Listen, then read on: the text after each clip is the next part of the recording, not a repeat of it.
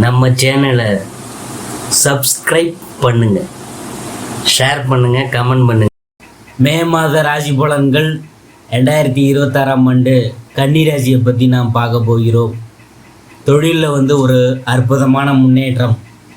மே 14ஆம் தேதி அன்று கர்மஸ்தானத்தில், அதாவது 10வது வீடு ஏற்படும் சுக்கிரன் குரு சேர்க்கையால் தொழில் வாழ்க்கையிலே உங்களுக்கு நிகரற்ற மரியாதையும் உயர் பதவிகளும் கிடைக்கும். அஷ்டம செவ்வாய் குறித்து கவனமாக இருக்கணும்.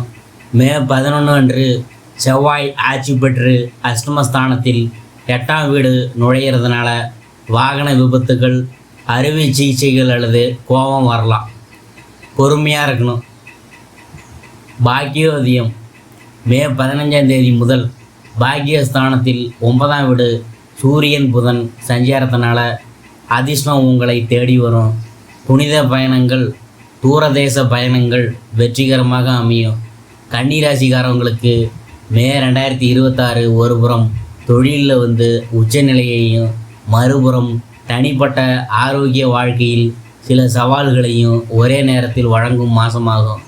கடந்த மாதம் 7ஆம் வீட்டில் நிகழ்ந்த கிரக யுத்தம் முடிவுக்கு வருவதால் கூட்டாண்மைகளில் இருந்த பிரச்சனைகள் குறையும். இருப்பினும் மே 11 அன்று செவ்வாய் அஷ்டமஸ்தானமான 8ஆம் வீடு மேஷத்திற்கு ஆட்சி பெற்று செல்வதால் ஆரோக்கிய ரீதியாக சில முன்னெச்சரிக்கைகளை எடுக்க வேணும். ஆனால் ஒரு நல்ல செய்தி என்னவென்றால், மே 14 அன்று சுக்கிரன் கர்மஸ்தானத்திற்கும், அதாவது 10ஆம் வீடு, மற்றும் மே 15 அன்று சூரியன் புதன் பாக்கியஸ்தானத்திற்கும் 9ஆம் வீடு மாறுவதால் உங்கள் புகழெல்லாம் 8 திக்கும் பரவும். மாத பிற்பாவதி மிகவும் சுபமாக இருக்கும். விறுவிறுப்பான தொழில் மற்றும் உத்தியோகம் கன்னிராசிக்காரவங்களுக்கு தொழில் ரீதியாக இந்த மாதம் மறக்க முடியாத ஒன்றாக இருக்கும். 10ஆம் வீட்டில் கர்மஸ்தானம் ஏற்கனவே சஞ்சரிக்கும் குரு பகவானுடன் மே 14 அன்று பாக்கியம் மற்றும் தனஸ்தான அதிபதியுமான சுக்கிரனும் கர்மஸ்தானத்தில் நுழைவார். இந்த அற்புதமான குரு சுக்கிர சேர்க்கையால் அலுவலகத்தில் உங்கள் பெயர் ஒலித்து கொண்டே இருக்கும். நீங்கள் செய்யும் ஒவ்வொரு வேலைக்கும் தகுந்த அங்கீகாரமும் பாராட்டும் கிடைக்கும். பதவி உயர்வு அல்லது சம்பள உயர்வுக்காக காத்திருக்கிறவங்களுக்கு அது நிறைவேறும். இதனுடன் மே 15 அன்று உங்கள் லக்னாதிபதி புதனும் விரையாதிபதி சூரியனும் பாக்கியஸ்தானமான 9வது வீடு ரிஷபத்திற்கு செல்வதால் பன்னாட்டு நிறுவனங்களில் MNCs பணிபுரிகிறவங்களுக்கு ஐடி துறையினருக்கும் வெளிநாட்டு ஆன்சைட் வாய்ப்புகள் அல்லது தூர இடமாற்றங்கள் லாபகரமாக இருக்கும்.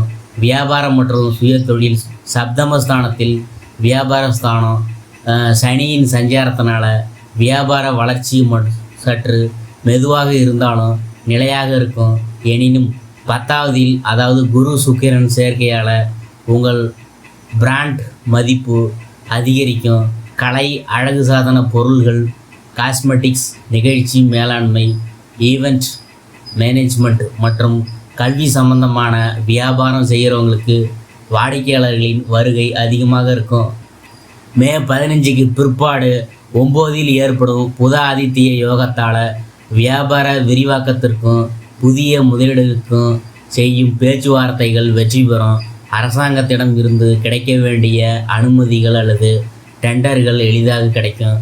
நிதி நிலைமை மற்றும் பணலாபம், தனஸ்தான அதிபதி சுக்கிரன் பலமாக கர்மஸ்தானத்தில் இருக்கிறதுனால உங்கள் தொழில் மூலம் வரும் வருமானம் அபரிதமாக அதிகரிக்கும். ஆனால் மே 11 அன்று செவ்வாய் அஷ்டமஸ்தானத்திற்கு செல்வதால் எதிர்பாராத வீண் செலவுகள் வரலாம். குறிப்பாக வாகன பழுதுபார்ப்பு அல்லது மருத்துவ செலவுகளுக்கு பணம் செலவிட நேரிடும். ஆனால் அதே அஷ்டம செவ்வாய் பூர்வீக சொத்து பிரிவினைகள் லாபம் தருவது அல்லது காப்பீடு, இன்சூரன்ஸ் முதிர்வு மூலம் பெரிய தொகை கைக்கு வருவது நடைபெறும். மே 15க்கு பிற்பாடு சூரியன் புதன் பாக்கியஸ்தானமான சஞ்சாரம் நீண்டகால முதலீடுகளை நோக்கி உங்களை வழிநடத்தும். ஆரோக்கியம் மற்றும் நல்வாழ்வு இந்த மாதத்தில் நீங்கள் மிகவும் கவனமாக இருக்க வேண்டிய ஒரே பகுதி ஆரோக்கியம் மட்டுமே. மே 11 அன்று 3ஆம் மற்றும் அஷ்டமாதிபதியான செவ்வாய் 8ஆம் வீட்டிற்கு ஆட்சி செல்கிறார்.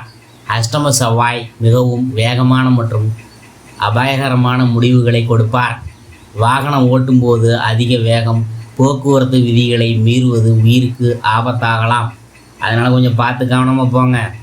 செவ்வாய் உஷ்ண தாக்கத்தால் இரத்த அழுத்தம், பிபி, தேவையற்ற கோபம் மற்றும் ஃபைல்ஸ் அல்லது வயிறு சம்பந்தமான அறுவை சிகிச்சைகள் தொடர்பான அறிகுறிகள்லாம் இருக்கும். அதனால் கொஞ்சம் கவனமாக இருங்க, உடல்நிலையை பார்த்துக்குங்க. 8இல் உள்ள செவ்வாயின் பார்வை 2ஆம் வீட்டில், அதாவது குடும்பம், வாக்குஸ்தானம் மீது விழுகிறதுனால உங்கள் பேச்சில் கடுமையான கோபம் வெளிப்படும். இது உங்கள் மன அமைதியையும் கெடுக்கும். தியானம் மற்றும் யோகா இந்த நேரத்தில் மிகவும் அவசியமாக உங்களுக்கு தேவைப்படுதுங்க. குடும்பத்தில் மற்றும் தனிப்பட்ட உறவுகள், அதாவது சப்தமஸ்தானத்தில் சனி இருக்கிறதுனால வாழ்க்கை துணையுடனான உறவு சற்று சாதாரணமாக அல்லது கடமை உணர்வுடன் இருப்பதாக தோன்றும். ஆனால் கர்மஸ்தானத்தில் சுக்கிரன் இருக்கிறதுனால உங்கள் தொழில் வாழ்க்கையில் வெற்றி, குடும்பத்தில் ஒரு மகிழ்ச்சியை நிரப்பும். மே 15க்கு பிற்பாடு சூரியன் 9ஆம் வீட்டில், அதாவது பித்ருஸ்தானம் சஞ்சரிக்கிறதுனால உங்கள் தந்தையுடனான உறவு பலப்படும். குடும்ப உறுப்பினர்களான புனித பயணங்கள் அல்லது வெளிநாட்டு பயணங்கள் செல்வதற்கான திட்டங்கள்லாம் வகுப்பீங்க. செவ்வாயின் பார்வை 2வது வீட்டின் மீது இருக்கிறதுனால குடும்பத்தினருடன் பேசும்போது கோபத்தை கட்டுப்படுத்துவது மிகவும் அவசியம். கல்வி மற்றும் மாணவர்களின் வித்யாகாரகனும் உங்கள் லக்னாதிபதியுமான புதன் மே 15 முதல் பாக்கியஸ்தானத்தில், அதாவது 9வது வீடு சூரியனுடன் இணைவது மாணவர்களுக்கு, குறிப்பாக உயர்கல்வி பயிலுறவங்களுக்கு ஒரு வரம்தான். வெளிநாட்டு பல்கலைக்கழகங்களில் இடம் கிடைக்க எடுக்கும் முயற்சிகள் வெற்றி பெறும். சட்டம், அதாவது லா, மேலாண்மை, மேனேஜ்மெண்ட் மற்றும் நிதி, ஃபைனான்ஸ் துறை, அதாவது மாணவர்கள் சிறப்பாக செயல்படுவாங்க அந்த துறையிலலாம். ஆனால் அஷ்டம செவ்வாயின் பார்வையால் படிப்பில் அவ்வப்போது கொஞ்சம் பொறுமையை இழக்கும் அபாயம்லாம் இருக்குது. அதனால் கொஞ்சம் சிந்தித்து செயல்படுங்க. படிப்பில் கவனத்தை சிதற விடாமல் நீங்கள் படிக்கணுங்க. மே 2026க்கான வேத பரிகாரங்கள், அதை பற்றி பார்க்கும்பொழுது அஷ்டமஸ்தானத்தில் உள்ள செவ்வாயின் அபாயகரமான தோஷங்களை நீக்கி கர்மஸ்தானத்தில் உள்ள சுபகிரகங்களின் முழுமையான பலனை பெற இந்த பரிகாரங்களை பின்பற்றுங்க. அதாவது சுப்பிரமணியர், அனுமன் வழிபாடு. அஷ்டம செவ்வாயால் ஏற்படும் விபத்துகள் மற்றும் கோபத்தை குறைக்க ஒவ்வொரு செவ்வாய்க்கிழமையும் சுப்பிரமணிய சுவாமி அல்லது அனுமனுக்கு சிவப்பு நிற மலர்களால் அர்ச்சனை செய்யுங்க. சுந்தரகாண்டம் பாராயணம் செய்வது மிகவும் நன்மையை அளிக்கும். ஸ்ரீ விஷ்ணு சகஸ்ர நாமம் உங்கள் லக்னாதிபதி புதனின் பலத்தை அதிகரித்து அதிர்ஷ்டத்தை பெற ஒவ்வொரு புதன்கிழமையும் விஷ்ணு சகஸ்ர நாமம் சோஸ்திரம் பாராயணம் செய்யுங்க.